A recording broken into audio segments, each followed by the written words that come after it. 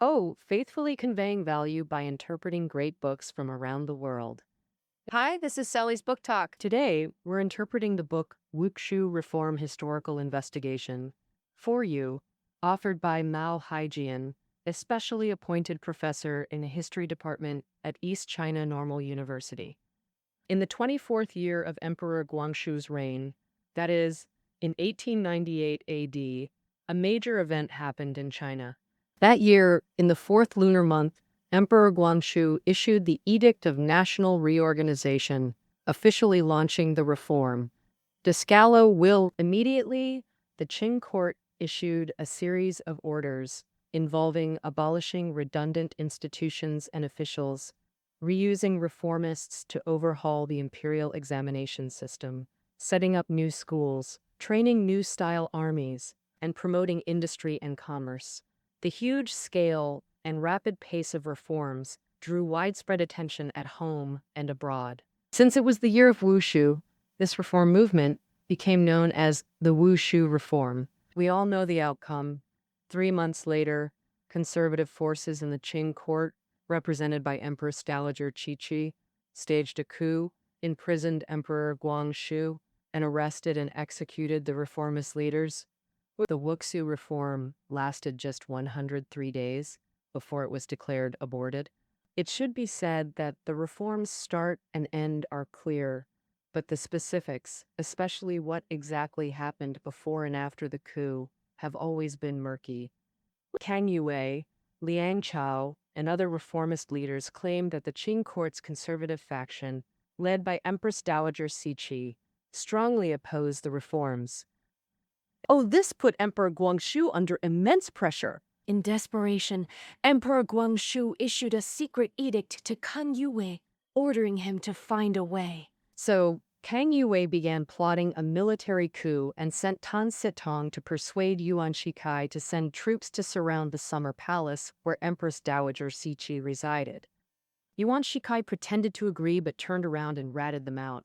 Upon hearing this, Empress Dowager Cixi immediately launched the coup, imprisoned Emperor Guangxu, and arrested reformists en masse. Kang Yue and Liang Chao barely escaped, while Tan Sitong and the other 5 martyrs of the Wushu reform were executed at Keishiku, becoming the first group of righteous individuals to shed blood for modern China's reforms. Since Kang Yue and Liang Chao were first-hand witnesses with irreplaceable authority, people long believed this narrative. Liang Chao, however, as historians unearthed more archival materials, things gradually revealed another side. More and more evidence shows that Kang and Liang's accounts have doubts on many key issues. Without clarifying the whole story, the truth of the Wuxu coup can't be uncovered. For this reason, renowned modern historian Mao Haijin spent 5.5 years gathering vast archival materials from Beijing, Tokyo, Taipei, and elsewhere, and after fully building on prior research, published this book, Wushu Reform Historical Investigation. Oh, with solid evidence and meticulous research, he unraveled the thick fog surrounding this palace coup. For instance, the secret edict wasn't meant for Kang Yue, and he didn't plan to imprison Empress Dowager Cixi. So, Yuan Shikai's betrayal wasn't the reason for the coup either. Actually, Cixi launched the coup in response to Emperor Guangxu's actions, and her initial goal was just to arrest Kang Yue. It was only later, when news of Yuan Shikai's betrayal reached Beijing, that Cixi targeted all reformers and abolished the reform movement. So, through Professor Mao Haijin's thorough analysis, why did Empress Dowager Cixi launch the coup? And how the Wuxu reform failed has been presented more clearly to the world. All right, I'll now discuss this book around 4 key questions. First question, was Emperor Guangxu a puppet before the coup? Second question, what conflicts existed between the emperor and the Empress Dowager? Oh, did he really intend to kill Cixi and seize power? Third question, what exactly triggered Cixi's coup? Fourth question, how did the coup escalate into a political purge that overturned the entire reform? Let's start with the first question. Was Emperor Guangxu a puppet before the coup. Well, this begins with the term regent rule. In early 1875, Emperor Tongji died. Empress Dowager Cixi then had Prince Chun's son, Zetian, adopted by Emperor Qianfeng as heir, becoming Emperor Guangxu. Guangxu was only 4 then, unable to handle state affairs. So nobles and ministers requested Empresses Dowager Xian and Cixi to assist. Following Tongji's childhood precedent, they ruled from behind a screen, known as regent rule.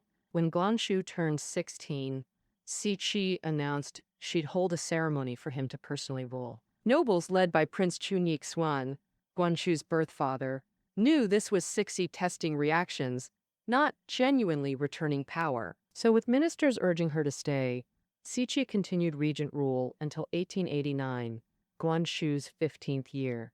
After Guangxu's grand wedding, Cixi formally retired to the summer palace, meaning Cixi retired in name only. By adjusting power structures, she retained significant control. This manifested in 2 systems: pre-approval and post-action reporting. The pre-approval system meant Emperor Guangxu had to seek Ciji's consent before any major event. Oh, what counts as a major event? It covers a wide range, including appointing or dismissing key officials and decisions affecting the nation's economy and people's lives. During the Wushu reform, even for matters like establishing Peking University, Emperor Guangxu had the Grand Council seek Ciji's approval first before deciding, showing his caution. This was a written request. More often, it involved verbal decrees and obtaining instructions in person. Since Emperor Daoguan, Qing emperors had to pay mourning respects to their mothers unless urgent matters arose. Emperors Xianfeng and Tongji both followed this, and Emperor Guangxu was no exception. According to Qing Palace archives, in the first 7 months of the Wushu coup year, Emperor Guangxu lived with Empress Dowager Cixi for over 2/3 of the time. Except on special days when he performed sacrificial rites early, Emperor Guangxu always paid respects on time. After paying respects, Guangxu often served Cixi during meals and sometimes accompanied her to watch plays. In other words, Empress Dowager Cixi had ample time to hear Guangxu's work reports and give instructions. In fact, the Edict of National Reorganization that launched the Wushu reform was issued after Emperor Guangxu personally sought Ciji's approval. From this angle, the reform had Cixi's consent. Now, let's look at the post-action reporting system. From archives, Emperor Guangxu could independently review memorials, preside over morning court with the Grand Council, and draft edicts based on his decisions. So, this shows that after taking personal rule, Emperor Guangxu had the power to handle daily state affairs and consistently exercised it. And as part of the emperor's authority, Empress Dowager Cixi kept a trump card: important memorials and related edicts. The Grand Council had to report them to Cixi for review on the same day. According to the author's research, during the Wushu reform, Empress Dowager Cixi could see almost all important memorials and Guangxu's decisions promptly. So she was always tracking the reform's developments. It's not hard to imagine that every time Emperor Guangxu wrote a vermilion comment or issued an oral edict, he felt the Empress Dowager's sharp gaze. Under such pressure, how could he push reforms freely? To describe Guangxu's situation, the author likened it to him working in a glass room. Although Empress Dowager Cixi was at a distance, she could still see clearly. Of course, even the most transparent glass room has dark corners. Emperor Guangxu still had some room to maneuver. After all, he was the emperor and could decide which memorials were important. Unimportant ones didn't need to be presented to Cixi. Judging from his actions during the Wushu reform, Emperor Guangxu didn't conceal most memorials, including those opposing reforms and criticizing reformers. However, if content was too extreme, he'd suppress it to avoid provoking Cixi. For example, Hunan scholar Zheng Lian wrote a 9,000-word petition attacking reforms and demanding execution of reformers like Kang Yuwei. Qichao for treason. Emperor Guangxu didn't report this petition to Cixi. This shows pre-coup Guangxu was neither a figurehead nor an autocrat like Yongzheng or Qianlong emperors. He and Empress Dowager Cixi formed a power division. He handled decisions, she held oversight, maintaining delicate balance. This was crucial for launching the Wuxu reform. Yet, unexpectedly, on August 30th, 1998, day 103 of reforms, Cixi launched a lightning coup, convinced Guangxu conspired with reformers to seize power. What made Cixi shadow this balance so violently? This leads to the second question. What conflicts arose between Emperor and Empress Dowager? Oh, did he truly plan to kill Cixi and seize power? This scholar, research shows conflicts occurred after July 25th, but claims of Guangxu plotting murder are unfounded rumors. The friction stemmed from Guangxu's actions cracking their political understanding. The trigger. Guangxu made two major decisions without approval. First, dismissing Ministry of Rights officials. Second, appointing reformers to the Grand Council. The dismissals began when Ministry Secretary Wang Zhao suggested a joint visit to Japan. Shocking at the time. This proposal was considered outrageous. Minister Huaitabu refused to forward it and accused Wang Zhao of extremism. Unexpectedly, Emperor Guangxu saw this as suppressing dissent, violating open policy directives. On July 25th, he dismissed Huaitabu and 5 other senior officials, wiping out the ministry's leadership. This was rare in the Qing dynasty, equivalent to stirring a political storm. Emperor Guangxu aimed to kill a chicken to scare the monkeys, warning conservatives not to obstruct reforms.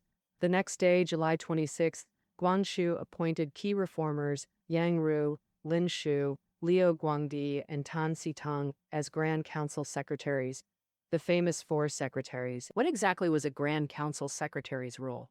Simply put, they were secretaries to secretaries. Since Emperor Yongzheng established the Grand Council, drafting edicts and conveying orders fell to its ministers. So, with heavy workloads and few ministers, secretaries assisted them. Ministers had no decision-making power, acting as the emperor's secretaries, while secretaries had even less authority, rarely meeting the emperor. From this angle, Guangxu's appointments seemed minor. The problem was, without prior approval, both decisions were made without consulting Cixi first, only reported afterward. Under Qing rules, once an edict was issued, it couldn't be reversed. Cixi couldn't overturn it even if furious. This likely gave Cixi the impression Guangxu was acting first and reporting later, fueling resentment. Then something deadlier occurred. On July 30th, Emperor Guangxu openly defied CGIS, unprecedented. That day, Guangxu visited the summer palace to pay respects and requested reopening Maogin Hall, southwest of the Palace of Heavenly Purity, where Yongzheng, Qianlong, and Jiaqing emperors once studied. Guangxu wanted to restore this practice, selecting talents to work there exclusively on reforms. Needless to say, they'd answer only to Emperor Guangxu. As this was crucial, Guangxu needed Ciji's approval. Empress Dowager Cixi immediately grew alert. Maogin Hall, how familiar. Smelled like King Yue. Turns out, before reforms began, Kang Yue proposed a policy bureau in his 6th petition, also in the palace, to handle imperial orders, answerable only to the emperor, with no rank restrictions. Anyone the emperor favored could be appointed. Observers knew Kang aimed to replace the Grand Council. Would the Grand Council ministers fall for that? They could compromise on many things, but firmly resisted the policy bureau. Emperor Guangxu repeatedly asked the ministers to discuss specifics, but they delayed as much as possible and, when forced, just went through the motions. Cixi sided with the Grand Council. Most ministers were Manchu nobles she trusted, like Prince Li Shiduo, Minister of War Gang Yi, and Minister of Rights Yulu. They were also Cixi's key tools for monitoring Emperor Guangxu and influencing court politics. Now, Guangxu's Maogin Hall proposal functioned nearly identically to Kang's policy bureau, a sneaky power grab. The author notes that while dismissing officials challenged Cixi's authority, opening Maogin Hall would shake her power base. far more serious. If successful, Emperor Guangxu could bypass the Grand Council and largely evade Cixi's surveillance. Would Cixi agree? Absolutely not. Reportedly on July 30th, Cixi and Guangxu had a fierce argument. Cixi settled old and new scores, dredging up the Ministry of Rights dismissals. In her rage, the Empress Dowager threatened Guangxu would lose his throne if he went too far. Why reportedly? Because such intense palace conflicts weren't recorded in official histories. Historians inferred from materials. But it's certain Maogian Hall was vetoed by Empress Dowager Cixi. That day, Cixi also forced Emperor Guangxu to expel Kang Yue from Beijing. To Cixi, Guangxu's recent actions were all Kang's instigation, utterly unacceptable. Cixi's stance was clear. Only she could influence Emperor Guangxu. Others must be eliminated. Emperor Guangxu sensed this.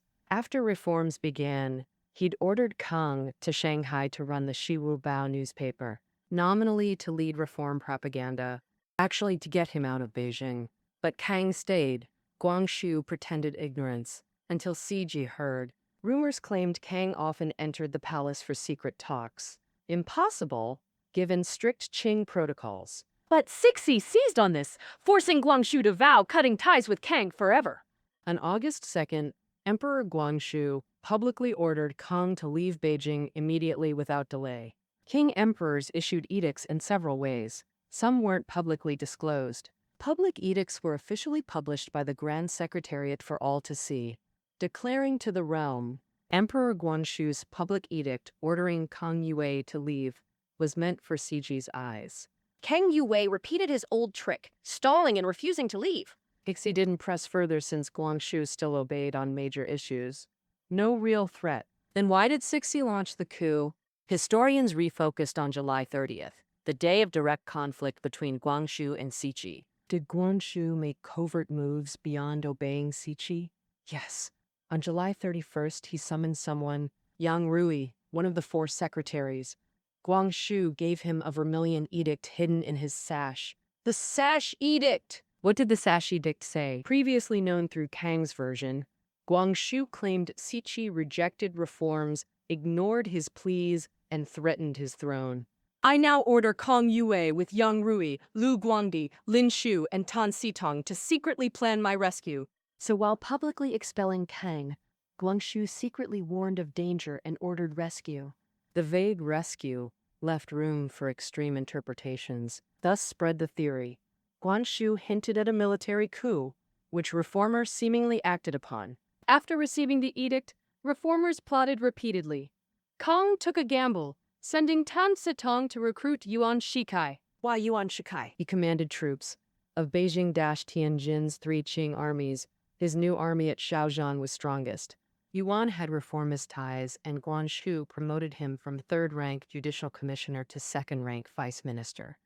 The author believes Guangxu aimed to recruit Yuan, an encouraging sign for reformers. Oh, if Yuan Shikai remembered imperial favor and sided with Emperor Guangxu, things would have been easy.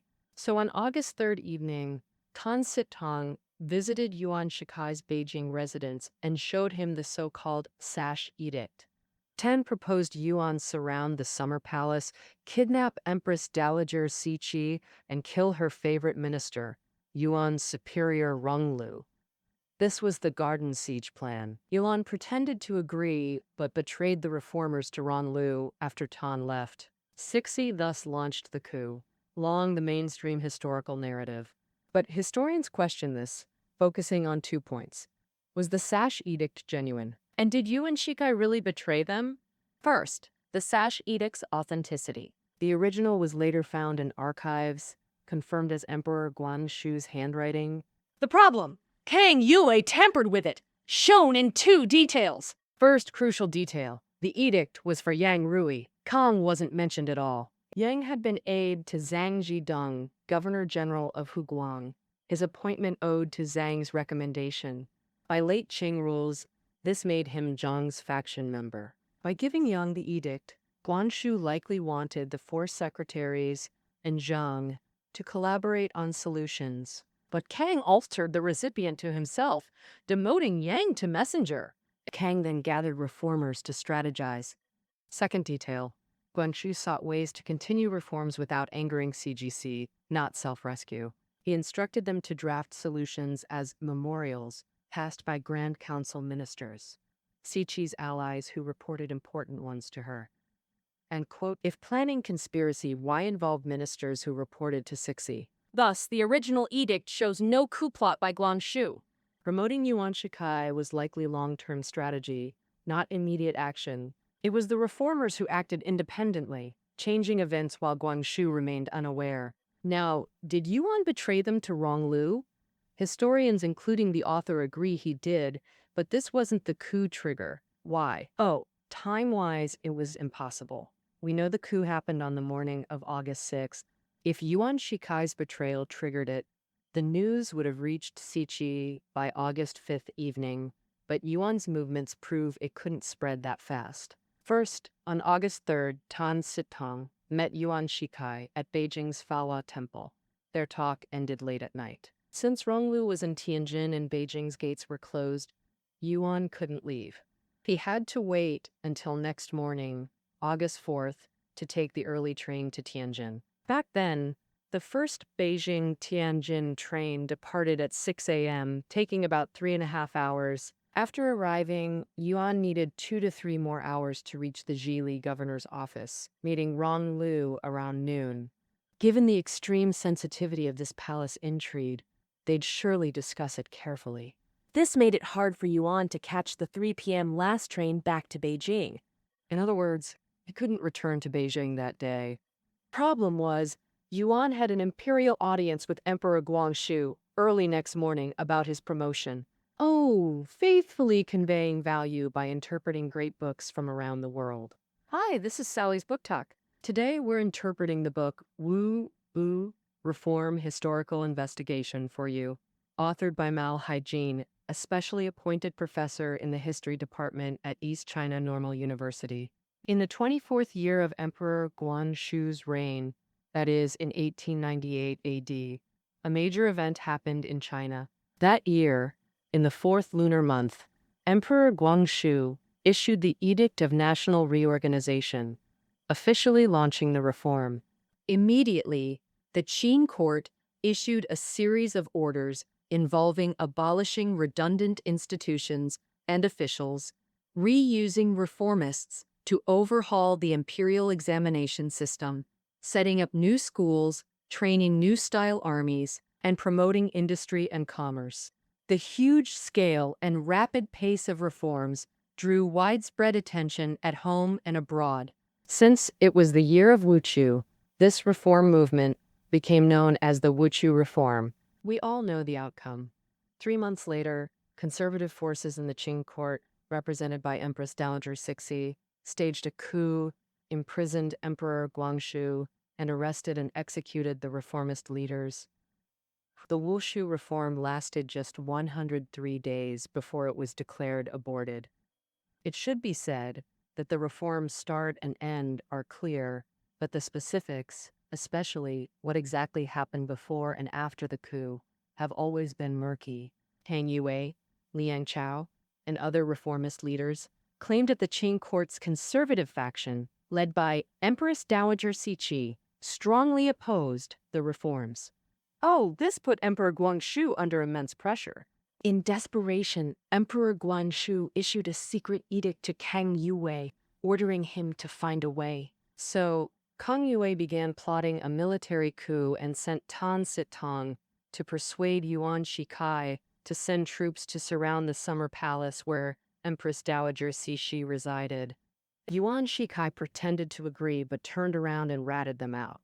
Upon hearing this, Empress Dowager Cixi immediately launched the coup, imprisoned Emperor Guangxu, and arrested reformists en masse. Tang Yue and Liang Chao barely escaped, while Tan Sitong and the other 5 murders of the Wushu reform were executed at Kaishiku, becoming the first group of righteous individuals to shed blood for modern China's reforms. Since Kang Yue and Liang Chao were first-hand witnesses with irreplaceable authority, people long believed this narrative. However, as historians unearthed more archival materials, things gradually revealed another side. More and more evidence shows that Kang and Liang's accounts have doubts on many key issues.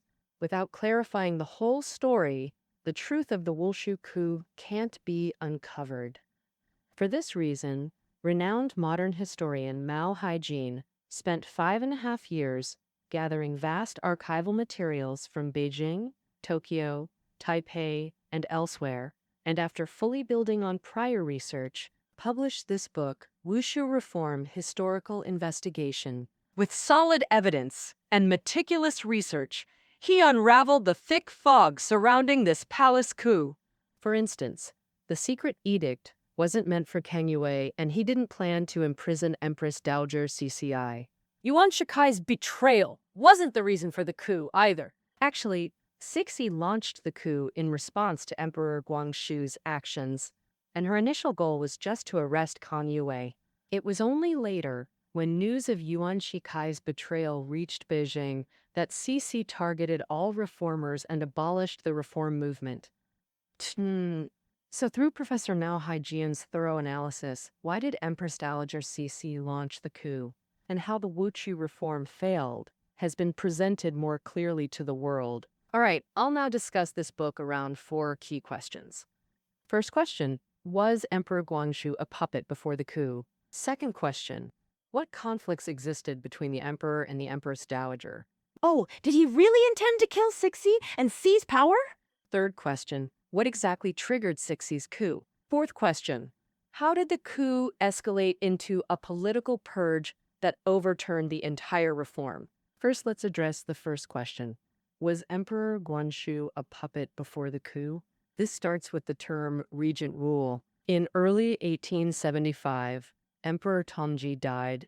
Empress Dowager Cixi then had Prince Chun's son Zaitian adopted by Emperor Shanfeng as heir, becoming Emperor Guangxu. Guangxu was only 4 then, unable to handle state affairs, so nobles and ministers requested Empresses Dowager Qian and Cixi to assist. Following Tongji's childhood precedent, they ruled from behind a screen, known as regent rule. When Guangxu turned 16, Cixi announced she'd hold a ceremony for him to personally rule.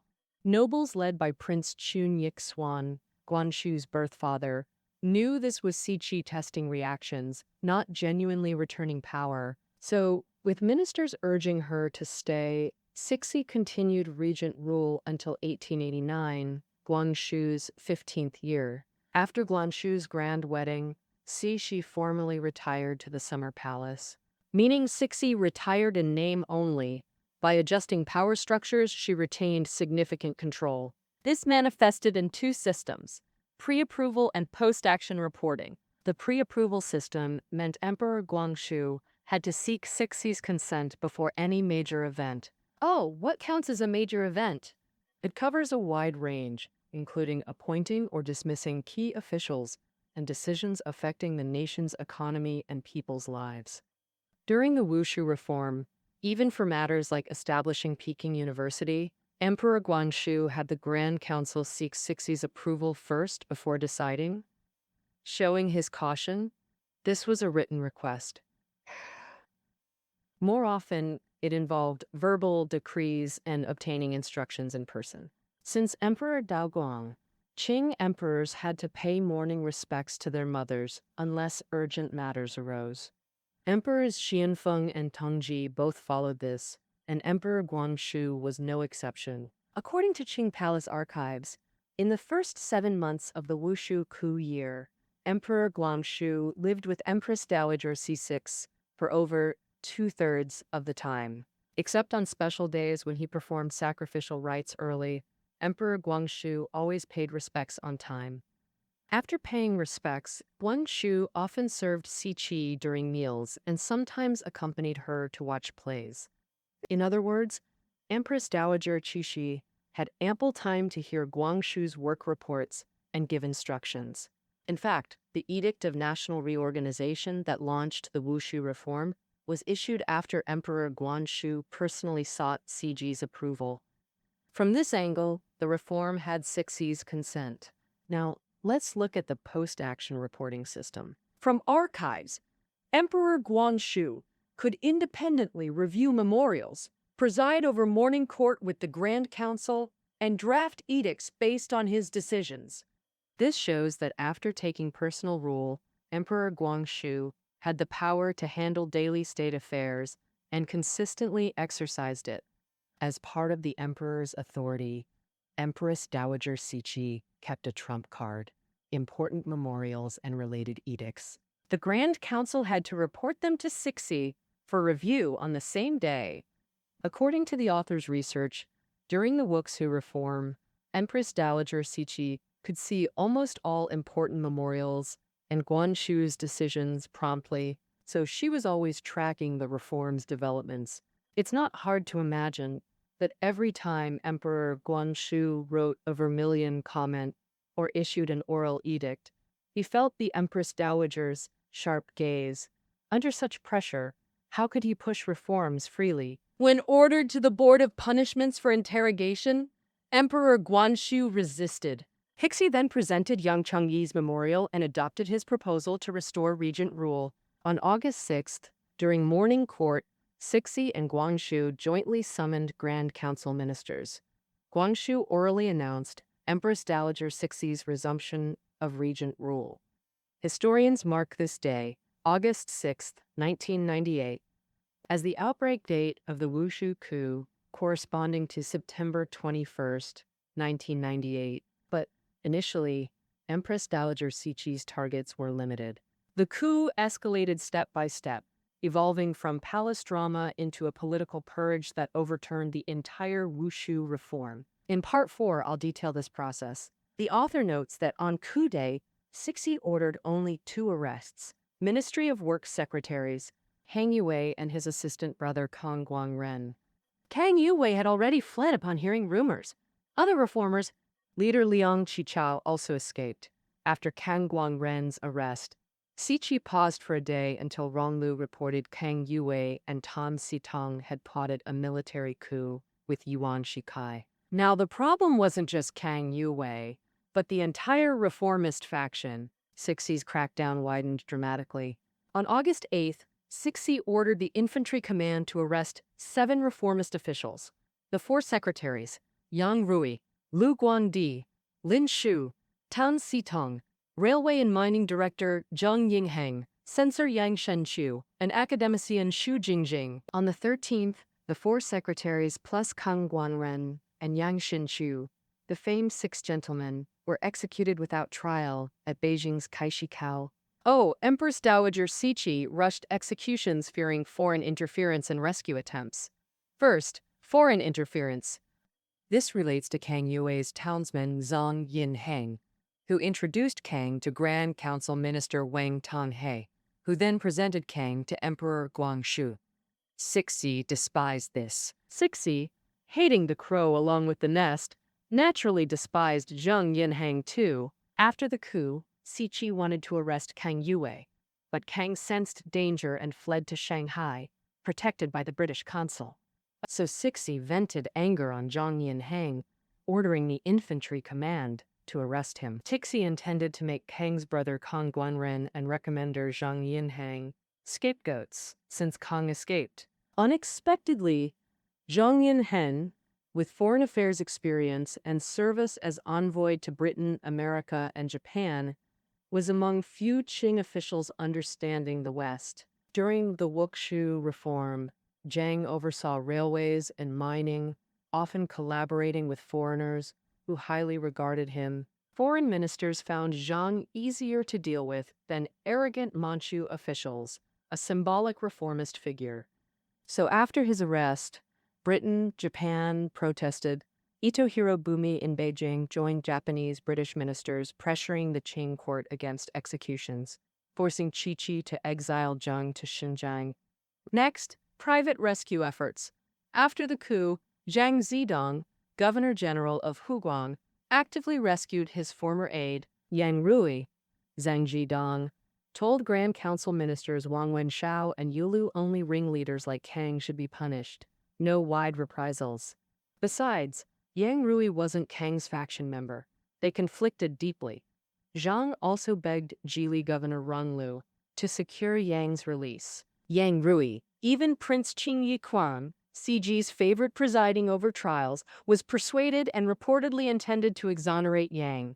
But for Ciji, Yang Rui participated in the reformist coup plot, unforgivable. To stop Zhang Zhidong's rescue efforts and prevent further foreign interference, Cixi violated Qing law, ordering executions without Board of Punishments trial, 3 high courts review, or imperial approval. This treatment of the 6 gentlemen, something even ruthless Emperor Yongzhang never did, reveals Ciji's hatred for reformists.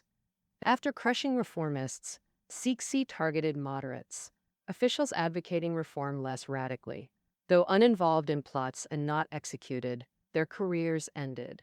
And on August 23rd, Minister of Rights Li Duanfen, Grand Council Secretary Zhang Yuanji, and Hunan reformers Chen Baozhen, Chen Sanli, Xian Shiling were all dismissed to prevent future appointments. Meanwhile, all reform measures introduced by Emperor Guangxu were abolished.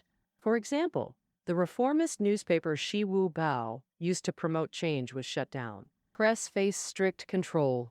The Bureau of Agriculture, Industry, and Commerce was abolished. The abolished 8-legged essay exam system was reinstated.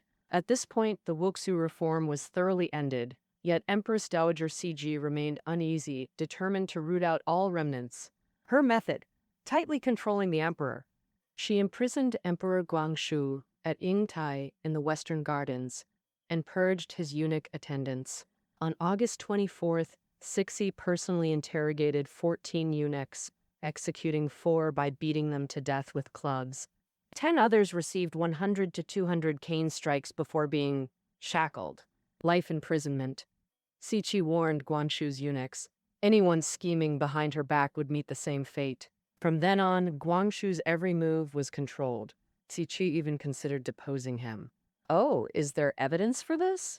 Yes. On August 10th, 4 days post-coup, Cixi issued an edict in Guangxu's name, "We feel unwell," ordering top doctors to Beijing. An emperor's health was top secret. Publicizing it so blatantly was highly suspicious. The next move was even more telling. On September 4th, the Imperial Household Department distributed doctors' reports to all ministries. Reports claimed Guangxu suffered head-to-toe ailments, clearly announcing to the realm that he couldn't perform imperial duties, openly preparing to depose him. What infuriated Empress Dowager Cixi was renewed foreign interference. Note that Britain, America, Japan sympathized with the Wuxu reform. They hoped reforms would improve Qing diplomacy. Power shifts affected their China policies.